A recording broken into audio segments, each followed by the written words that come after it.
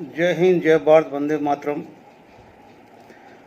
मैं आपका साथी वेटरन ओम प्रकाश जाजड़ा, जैसलमेर से। साथियों, आज के मंथन में सबसे पहले फिर हम अपनी वही OROP 3 को लेंगे।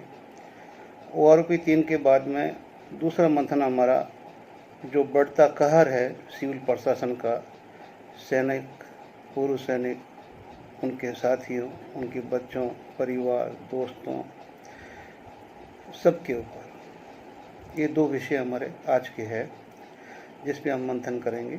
और साथ में पीछे कुछ काम की छोटी छोटी क्लिपें लगाई है, वो भी अगर आप देखेंगे तो आपको उससे भी बहुत कुछ जानकारी हासिल होगी।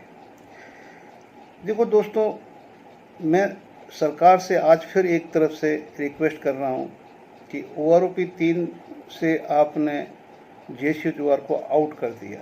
अगर आपने कोई एक रैंक या 2 रैंक को अगर 4-5 हज़ार का फ़ायदा दे दिया तो उससे कोई 35 लाख जो हमारे पूर्व सैनिक और जो हमारे विधवाएं, माताएं, बहनें जो वो है, तो वो सारे के सारे मतलब ये नहीं उनको फ़ायदा मिल गया कि भाई सब बहुत लाभान्वित हो गए।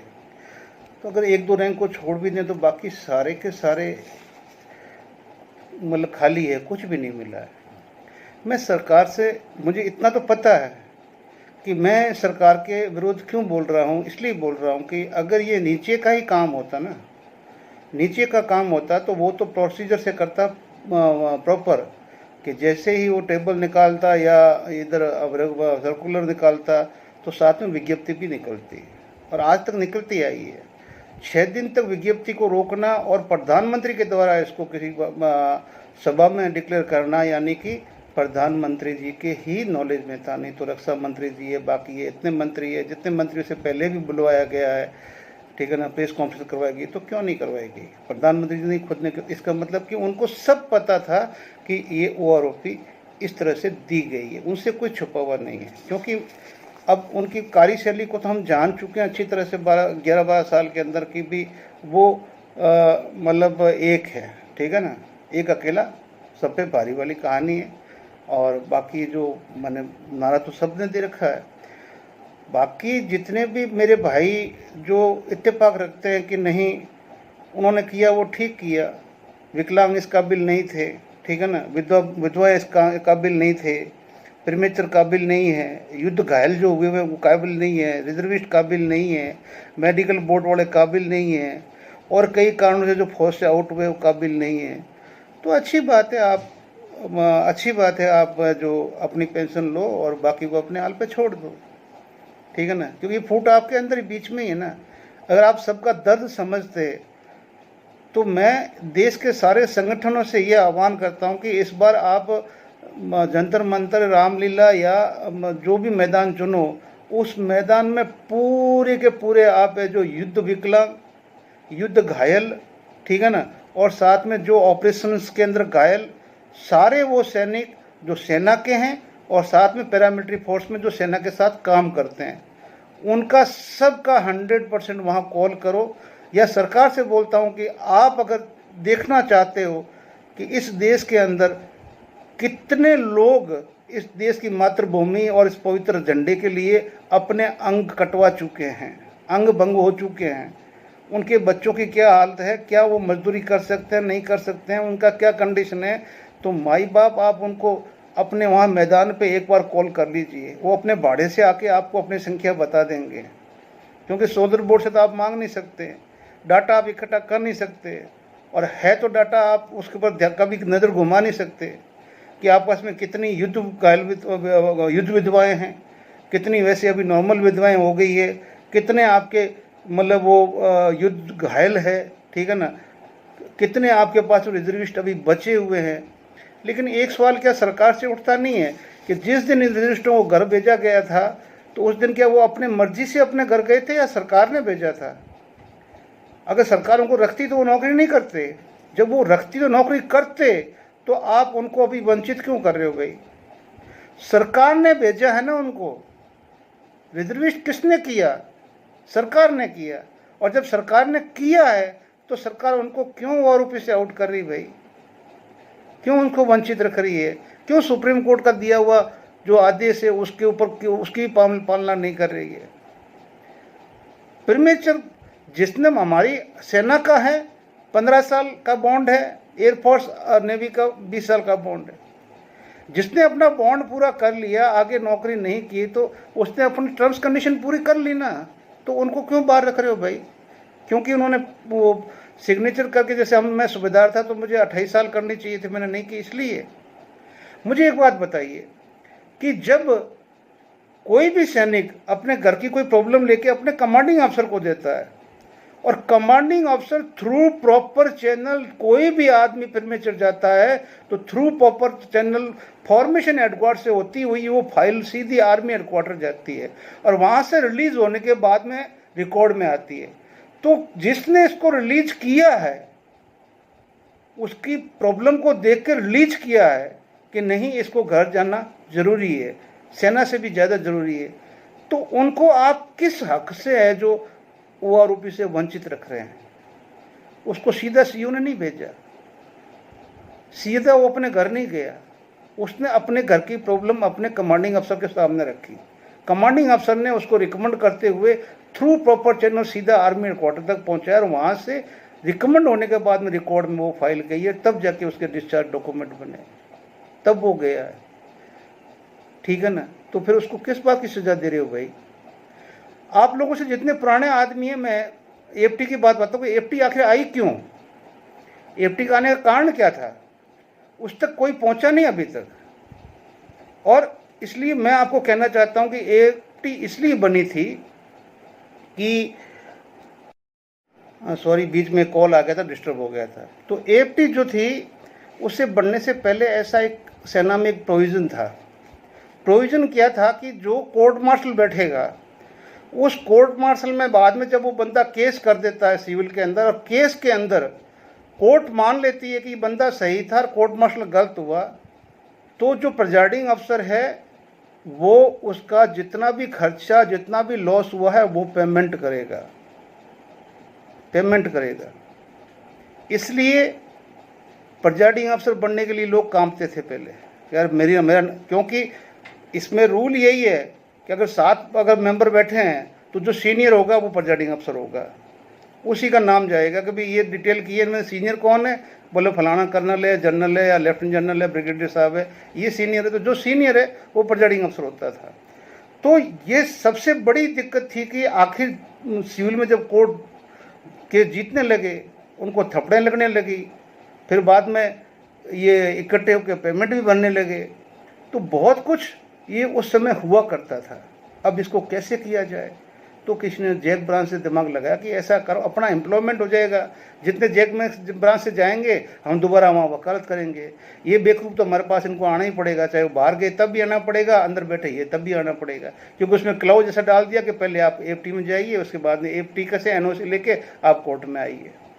जबकि हम सिविल में आगे तो हमें क्या मतलब है एफटी से भाई, हम तो आगे बाहर, आप अंदर की एक एजेंसी हो, अंदर देखो।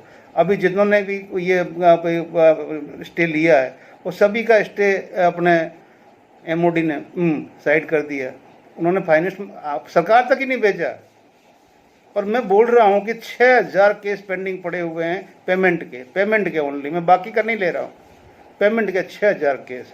और 2019 के बाद में उन 6000 में जितने भी पेमेंट के केस है और जितने भी मेडिकल बोर्ड है, उन सभी को दोबारा हर कमांड के जीओसी के द्वारा उसको उस कमांड की कोर्ट के अंदर पिटीशन डाल दी है अगेंस्ट में। तो जब एफटी है, जो एफटी का एमओडी की एफटी है, एमओडी ही एफटी को का तवज्जो नहीं दे रही है, तो बाकी क्यों देगी? क्योंकि कानून मंत्रालय में तो वो आती नहीं है, उसके डेफिनेशन में कहीं पर भी कानून मंत्रालय का ये हिस्सा ही नहीं है। जैसे हमारी कैट है, सिविल एडमिनिस्ट्रेटिव ट्रिब्यूनल जो है, वो कानून मंत्रालय का हिस्सा है, उसका फैसला सीधा हाई कोर्ट और सुप्रीम कोर्ट सुनती है। तो कहने का मतलब ये है कि ये अपना पिंड छुड़ाने के लिए कि हमें पेमेंट नहीं करना पड़े, तो अब जब कभी भी होता है कोर्ट मार्शल का केस होता है, सही हुआ गलत हुआ, तो एफटी में चला जाता है। उन अधिकारियों के ऊपर सर से निकल गया कि अब हमें किसी को गलत भी हो गया तो ठोक के निकालो, कोई बात नहीं है, क्योंकि अभी हमें तो पेमेंट करना नहीं है। लेकिन पहले बहुत कम हुआ करते थे, अब तो सीधा लड़ाई झगड़ा हुआ, सीधा जीओसी को बोला, सीधा वहाँ से एक नोटिस आया, बंदे को नोटिस दिया, दूसरे दिन डिस्चार्ज थमा के सीधा सेंटर भेज दिया, जाओ भाई। घर जाओ सीधे, डॉक्यूमेंट अपने में आ जाएगी, पेंशन होगी नहीं होगी जो होगा सीधा घर का, अपने सेंटर में नहीं भेजते हैं। तो इससे अच्छी मतलब और क्या मतलब हो सकती है। धीरे धीरे जो आर्मी का इतना बड़ा हो सका पूछो मत। और जब तक ये युद्ध घायल अपना मेडिकल जो प्रीमेचर गए हुए हैं या मेडिकल जो गए हुए हैं रिजर्विस्ट और जो विधवा जो वीरांगनाएं, इन सभी को जब तक न्याय नहीं मिलेगा ये सरकार अब बैकफुट पे रहेगी। क्योंकि ये जितने भी है ये इतने आवश्यकतामंद है, मैं बताऊं कि इनकी जो आज के जो, क्योंकि इस सरकार के अंदर एक तो महंगाई नहीं बढ़ी है, महंगाई मतलब इस सरकार में महंगाई कभी हुई नहीं है। ग्राउंड में बेशक ये 100 मतलब जब ये सरकार आई तो 10 साल में अभी 100% से ऊपर ग्राउंड में निकल गई है, ग्राउंड में निकल गई। आप 14 का भाव और अभी का भाव देख लेना, निकल गई 100% से ऊपर, डबल हो चुका भाव। लेकिन इनके पास में अभी तक ये 53% ही हुआ है, ठीक है ना, इनके फॉर्मूले के अनुसार, तो इसमें बढ़ती नहीं है। तो इन लोगों की बहुत ही बुरी हाल है। और दूसरी बात मैं यही कहता हूँ ना, रिजर्विस्ट को आप बाहर रख रहे हो तो भाई रिजर्विस्ट किए तो आपने है ना, सरकार ने किए, तो क्यों उनको बाहर रख रहे हो भाई। और जो बंदा अगर प्रीमेचर गया अपना बॉन्ड की सर्विस पूरी करके, अपनी बॉन्ड की पूरी कर लिए, उसके बाद में उस रैंक की तो नौकरी नहीं की उसने, तो उस रैंक की नहीं की तो उसका भी थ्रू प्रॉपर चैनल कहाँ से घूमता हुआ अगर वो गया हुआ है तो फिर उसको क्यों रोक रहे हो भाई, ये भी गलत है। मैं सभी प्रीमेचर्स को बोलूँगा कि आप लोग कोर्ट में जाइए कि हम सीधे घर नहीं आए, सरकार की परमिशन से आई है तो सरकार अभी हमें नहीं रोक सकती। हमें सरकार के ऑथेंटिक अधिकारियों ने परमिशन दी तब हम अपने घर आए हैं, ठीक है ना। तो आप लोग अपना आगे बढ़िए, अपना हक मांगिए, आपको बैठे हुए कोई नहीं देगा। और विशेष तौर से अगर कोई सक्षम है बंदा विकलांग का, तो वो नेशनल लेवल के ऊपर अपना ऐसा नेतृत्व करो कि एक बार पूरा रामलीला मैदान भर दो विकलांगों से। क्योंकि इनको पता नहीं है कि जिनके घर के अंदर वो विकलांग है क्या कंडीशन गुजर रही है। इनको नहीं पता है जिस माँ का एक बेटा था वो भी शहीद हो गया, उस माँ पे क्या गुजरी ज़िंदगी, कैसे बिताई उस माँ बाप ने, नहीं पता है इनको। उस औरत को नहीं पता है जो सुहाग के हाथ मतलब मेहंदी रची हुई थी और वो शहीद हो गया, नहीं पता है इस सरकार को, ठीक है ना। मैं बोल रहा हूँ, और पता होता तो ऐसा नहीं होती। अब पिछली सरकारों पे ब्लेम डालने से क्या ये ठीक हो जाएगा। अब उनको ब्लेम डालो, आप एक नहीं 50 बार डालो, तो आप तो ठीक करो। आप उनसे भी एक कदम आगे बढ़ के सब कुछ ही है, 58 रुपया, 60 रुपया, 26 रुपया निकालो ना बैठ के। वो मोहन रंजन बोलता मुझे नहीं आता, तो तू बैठ के निकालना, टेबल करना जारी।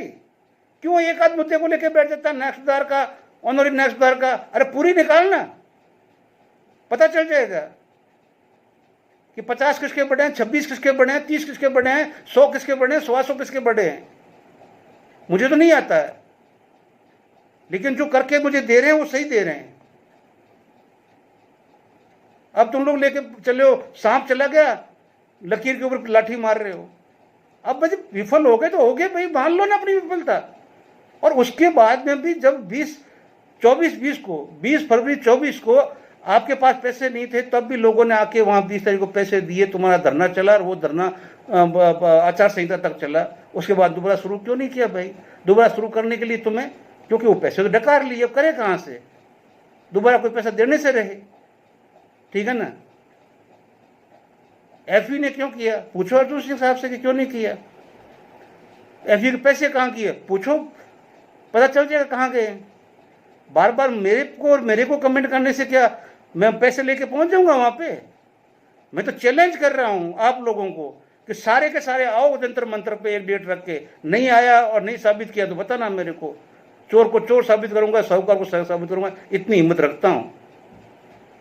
और शुक्र करो कि अभी तक गृह मंत्रालय तक ये आवाज़ पहुंचाने की कोशिश नहीं की है। अदरवाइज जब बैठ गई ना इंक्वायरी, तो ये सारे पैसे ना ऐसे बाहर आएंगे जैसे वो आग लगती है और फिर बिल से बाहर निकलते हैं, समझे, वैसे निकलोगे बाहर। लेकिन चलो भगवान करे वो मौका ना है, क्योंकि बाद में मुझे लोग अपने कौम का गद्दार कहेंगे। बाकी जितना मैं अच्छा हूँ उतना मैं कमीना भी हूँ मैं कमीना, दो मेरी गाली को फर्क नहीं पड़ती। तो ये तो हमारी अपनी बात हो गई, न तो इसमें प्रीमेचर की कोई गलती है, न प्रीमेचर की गलती न रिजर्विस्ट की है, न युद्ध घायल की है, न किसी विकलांग की है, न किसी विधवा माता की है, न किसी उस माँ की है जिसका एक बेटा चला गया, जिनकी पेंशन के ऊपर उसका पूरा घर चल रहा है। और ना उस बेचारी उस विधवा की जिसके हाथ पीले हुए और वो विधवा हो गई। तो मैं बोल रहा हूँ सरकार जागो, बहुत मुश्किल हो जाएगा। अब आते हैं सिविल प्रशासन। आज पिछले 3 महीने से 15 दिन होता नहीं, उससे पहले एक कांड कर देते हैं। मुझे लगता है कहीं अभी ये सरकार नहीं आई है, आने के बाद में ये OROP आई है, कुछ मुद्दे आए हैं, कुछ राज्यों में चुनाव है और कुछ चीज़ें ऐसी हो रही है कि लोगों का ध्यान सरकार की तरफ नकारात्मक जा रहा है, पब्लिक का। तो उस पब्लिक का नकारात्मक भाव से कैसे इसको मतलब डाइवर्ट किया जाए, कैसे कुछ किया जाए कि ताकि सरकार की तरफ कोई अंगुली ना उठाए। अब यहाँ तो आपको पता है ना कि ऐसे ऐसे पत्रकार जो बिल्कुल सच्चे थे, निर्भीक थे, नेक थे, उनको या तो मैदान छोड़ना पड़ा, नहीं तो वो हाउस ही बिक्री हो गई, ठीक है ना, या उनको जेल में डाल दिया गया या जेलों से गुजारना पड़ा। तो आवाज़ को खामोश करना, एक प्रशासन चाहे कोई भी हो, सत्ता है तो सत्ता वैसे हम बनाते अपने लिए है, लेकिन ये वो नहीं है जो पहले जो शासन था राजा महाराजाओं का, उसमें हो सकता है कि शासक बहुत ही धर्म कर्म वाला भी हो सकता है और शासक बहुत क्रूर भी हो सकता है। लेकिन यहाँ तो अपनी कुर्सी बचाने के लिए जितना जो कुछ कर सकते हैं वो करेंगे। बस आप एक बार उनको जीता दो, बाकी उन पे छोड़ दो, क्या करना वो 5 साल अपना करेंगे, फिर आप उनके बीच में नहीं जा सकते। आप जाओगे तो देशद्रोही हो जाओगे, ठीक है ना, उसी टाइम। अब बताइए आप, ये जो उड़ीसा के अंदर भुवनेश्वर में केस हुआ, अगर ये बच्ची वकील नहीं होती, वकालत नहीं करती, तो इसका ये हालत नहीं होता।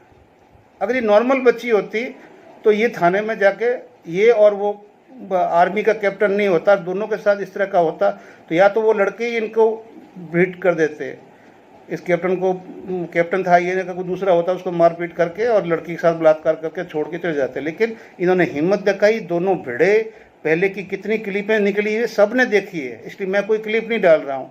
उसके बाद में जो उसने पूरा ओपन में बयान दिया है कि कैसे आदमियों ने, अधिकारियों ने, जो मैन अधिकारी है, मैन ऑफिसर्स ने उस लेडी के भ्रष्टों के ऊपर कैसे लातें मारी है, कैसे क्या किया, उसका क्वेश्चन एक ही था, क्योंकि वो लॉ जानती थी और लॉ जानने की वजह से उन्होंने उनका अधिकार याद दिलाया कि हम आपके यहाँ न्याय मांगने आए हैं और तुम्हारा अधिकार क्या है और तुम अपने अधिकार क्षेत्र में ये काम क्यों नहीं कर रहे हो।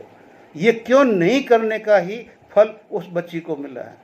अगर वो बच्ची कानून नहीं पढ़ती तो उसका वो हालत नहीं होता, वो चुपचाप एक कोने में बैठ जाते और आने वाले अधिकारियों की वो प्रतीक्षा करते, फिर वो जैसे जो लिखते वो चुपचाप करके घर चले जाते, ठीक है ना। वो सिर्फ सूर्योदय होने का वो करते ताकि पब्लिक भीड़ आ जाए और जो 3 गाड़ियाँ पीछे चल रही थी वो लोग बिखर जाए। मतलब समझदारी उसी में थी कि दूसरा होता तो यही करता कि फिर सूर्योदय का पुलिस में तो आ गए, अब यहाँ तो कुछ कर नहीं सकता, चलो जब सूर्योदय होगा भीड़ खत्म होगी तो ये लोग चले जाएंगे, तो वो लोग ये करते। लेकिन एक रह गया सेना का अधिकारी, उसने भी पूछ लिया कि नहीं भाई तुम लोगों का भी अधिकार बनता है, हम आए हैं तुम्हारे पास में, अब क्या करें। सेना का जैसा नाम ले लेते हैं उस टाइम खाकी वर्दी को तो एकदम आग लग जाती है, ठीक है ना, एकदम आग लग जाती है। तो इस देश में एक नैरेटिव अब बन चुका है कि जैसे मैं खुले बोल रहा हूँ, जैसा हिंदू मुस्लिम के बीच में अभी जैसे एक बहुत बड़ी खाई आ चुकी है, वैसे ही अभी ग्रीन वर्दी और खाकी वर्दी के बीच में खाई आ चुकी है और लाने वाली और कोई नहीं है, सरकार है। अगर ये सरकार टाइम से एक्शन लेती या उसका डिपार्टमेंट ही लेता, मैं डिपार्टमेंट को भी लपेट रहा हूँ कि वो टाइमली लेता, तो शायद ये खाई नहीं होती।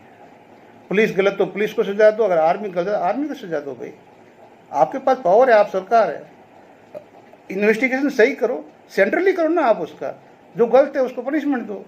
लेकिन आप तो इन्वेस्टिगेशन तो छोड़िए, आप तो एक बयान देने के लिए तैयार नहीं है।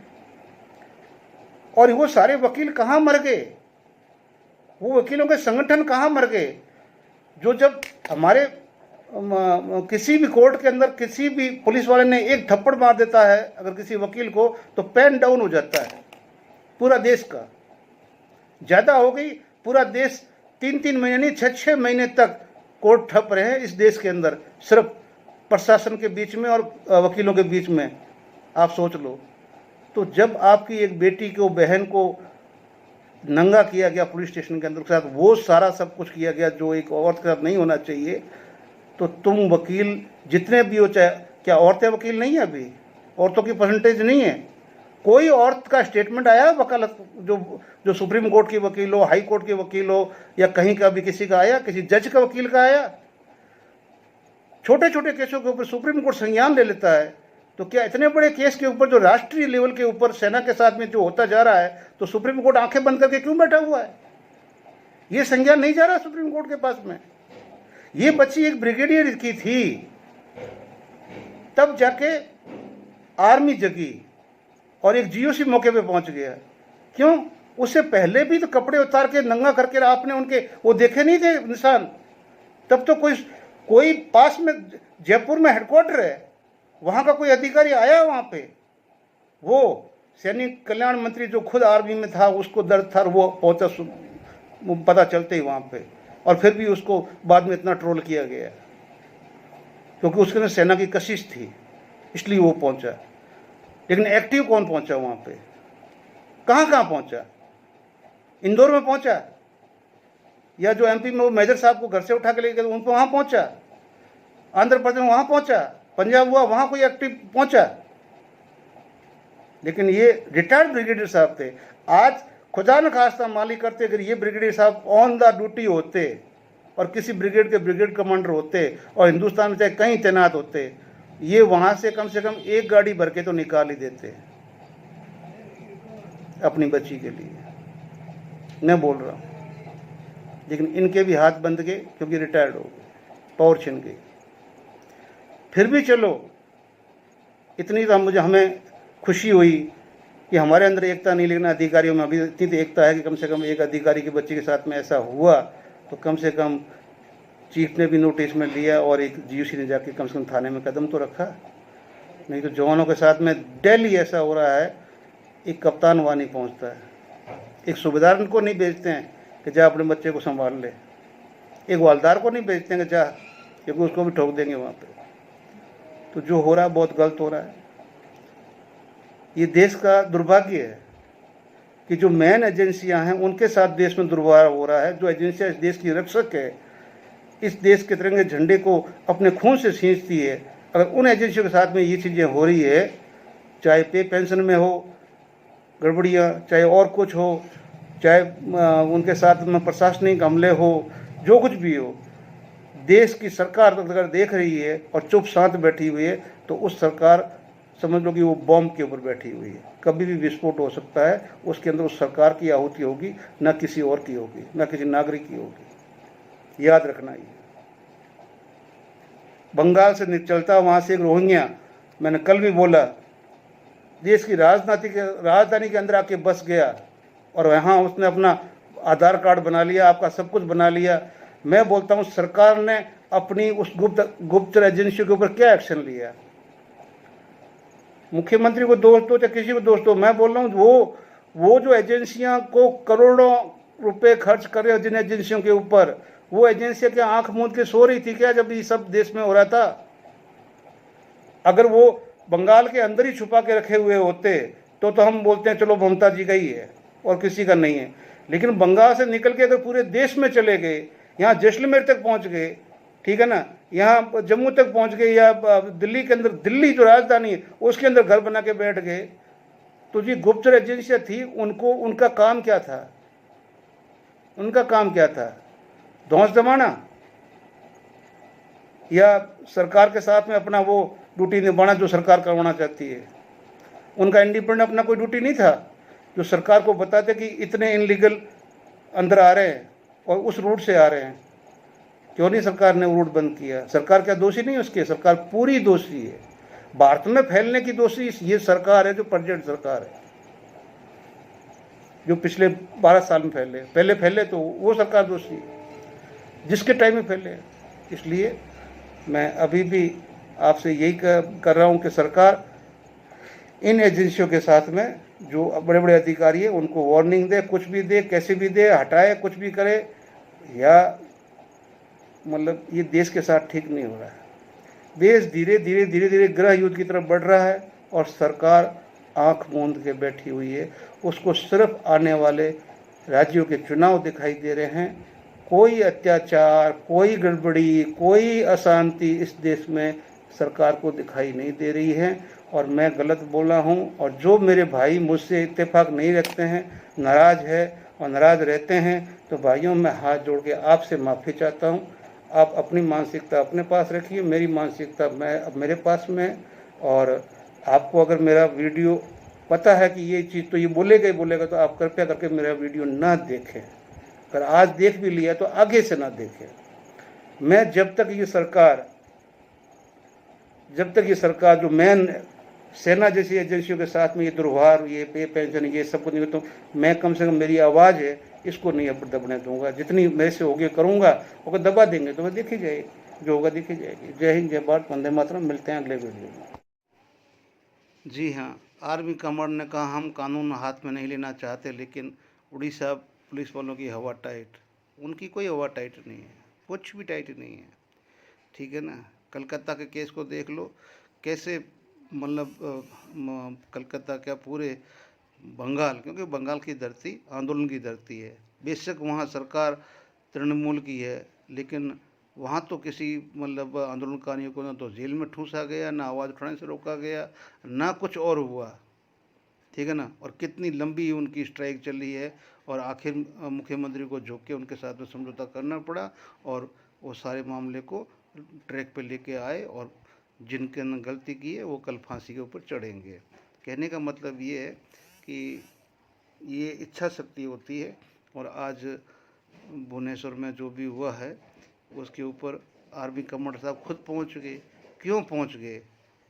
क्योंकि वो ब्रिगेडियर साहब की लड़की थी।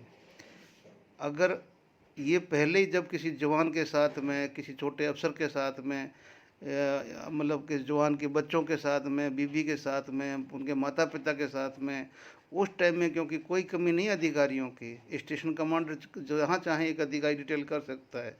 अगर पहले इस तरह से एक प्रैक्टिस बना दी जाती तो आज सेना की जो मनोदशा और सैनिक और पूर्व सैनिकों की जो सामाजिक स्थिति है वो इतनी डाउन नहीं होती है, ठीक है ना, डाउन नहीं होती है। जय हिंद, जय भारत। साथियों, मेरे ज़्यादा फॉलोअर नहीं है, ना मेरा कोई वीडियो ज़्यादा कोई सुनता है, और सुनते भी हैं तो वो लोग कुछ दूसरे टाइप के लोग हैं। लेकिन ये भदौरिया साहब के 4,17,000 फॉलोवर है, और ये 4 दिन पहले का वीडियो अगर 62,000 आदमी ने सुना है, तो कृपया इस वीडियो में कही हुई बात 1% सच है।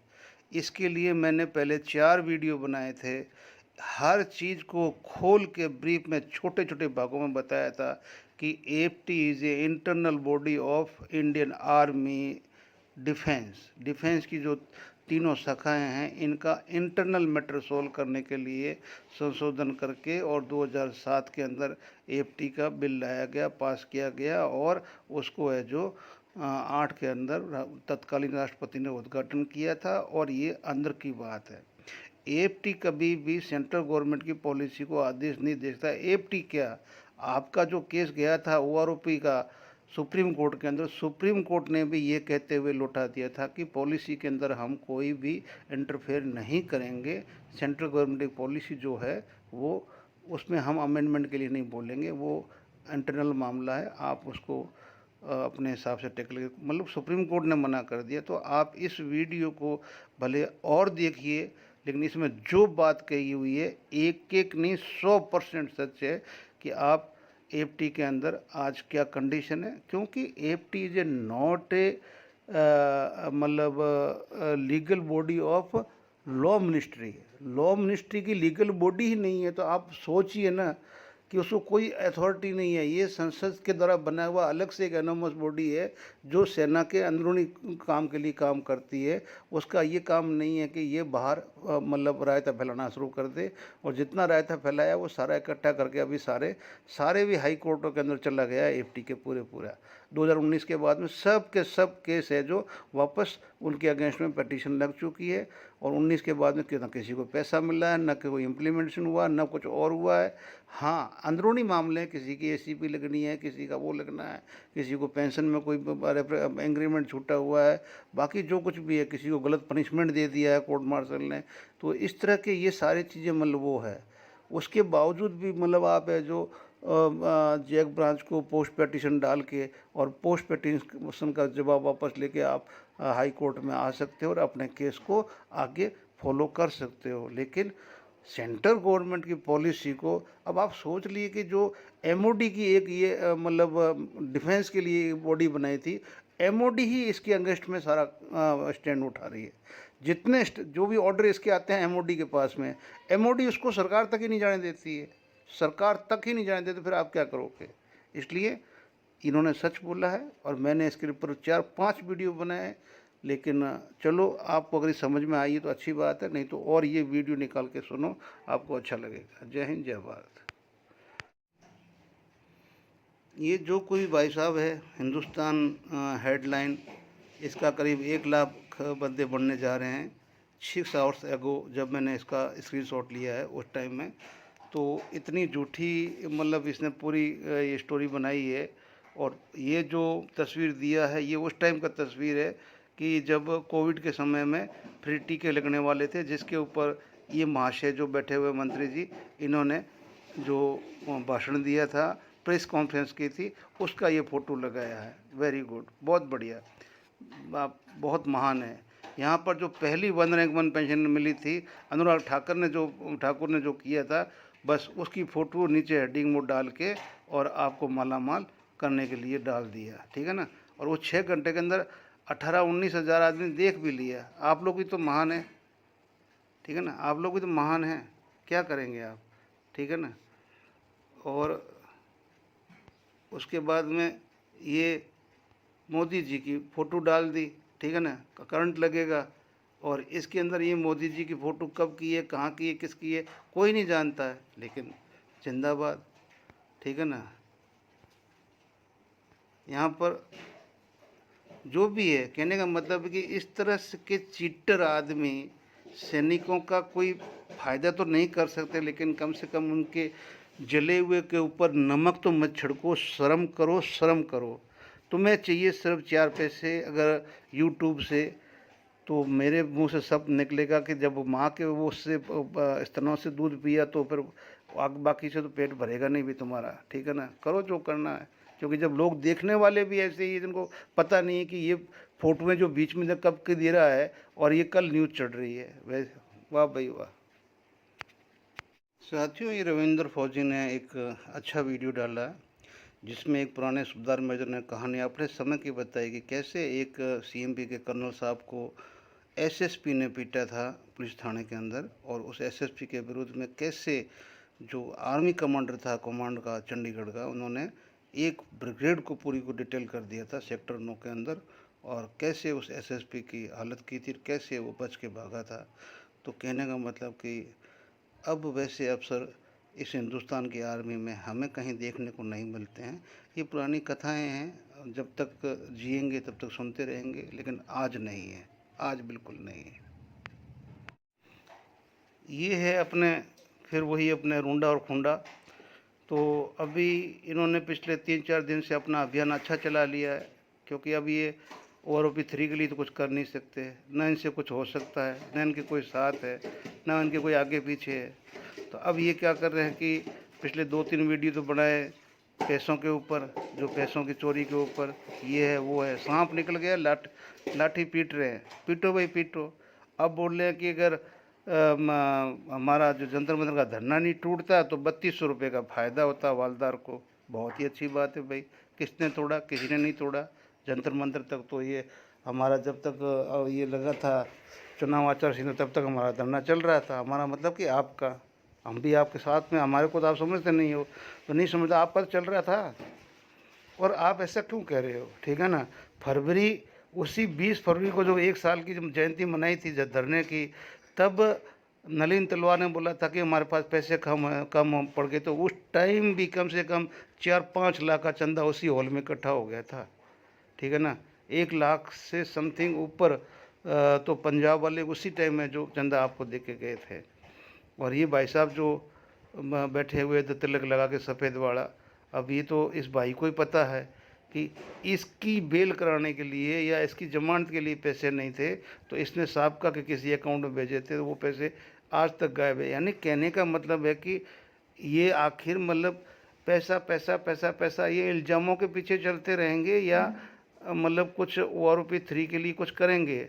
हम तो कुछ नहीं कर सकते, हम तो ना पहले कुछ किया ना आज करेंगे, क्योंकि भाई ये सारा ठेका तो आप लोगों ने लिया हुआ है ऑलरेडी, तो हम बीच में क्यों घुसे भाई? कोई बीच में नहीं घुसेगा, क्योंकि नेशनल लेवल के ऊपर सिर्फ आप हो, एक आदमी हो जो कभी उसकी बाँह पकड़ ली, कभी इसकी पकड़ ली खुंडे की, तो चलता रहे भाई, ठीक है ना, चलता रहे। लेकिन इस तरह से मैं तेरे को एक बात बता दूं कि बहुत जल्दी नीचे गिरने वाला है। अब तेरे से हो कुछ नहीं सकता है, अब तो यही कर सकता है और कुछ नहीं हो सकता है। और जितने तेरे दिए हुए थे ना ज्ञापन सारे के सारे, मैंने बताया था ना कि वो बस डाक विभाग से आगे नहीं गए हैं, तो वो गए भी नहीं हैं। आपके ज्ञापन कहीं पर भी सरकार के अंदर नहीं है, अगर है तो आप भी RTA लगा के अभी पूछ लो, अगर कोई एक भी जवाब मिल जाए तो नहीं मिलेगा। जय हिंद, जय भारत। और खूब फैलाओ, खूब फैलाओ, जितना नमक छिड़क सकते हो ना छिड़को, करना कुछ मत, छिड़को। हम तो यही बोल रहे हैं कि भाई नसीब में जो लिखा हो मिलेगा, लेकिन सरकार ने जो गलती की है, हम तो आज सरकार के विपक्ष में बात कर रहे हैं, विरोध में बात कर रहे हैं, आवाज़ उठा रहे हैं कि भाई अगर इस सरकार अभी भी हमारी नहीं सुनती है तो हमारा पूरा 5 साल है, जितने भी सैनिक है सरकार के विरोध के अंदर, आने वाले हर चुनाव के अंदर स्टेट के अंदर सरकार को सबक सिखाओ भाई, सीधी सी बात है। कुछ नहीं होगा, कुछ नहीं होगा, क्योंकि जब नहीं करेगी तो अब सबक सिखाओ, तो अपने आप ही ट्रैक पे आ जाएगी, नहीं आएगी तो फिर आगे जो होगा देखी जाएगी। भविष्य में किसने देखा, कल हम जिए ना जिए, आज जब तक है जो सही है सही को सही कहो, गलत को गलत कहो। जय हिंद, जय भारत।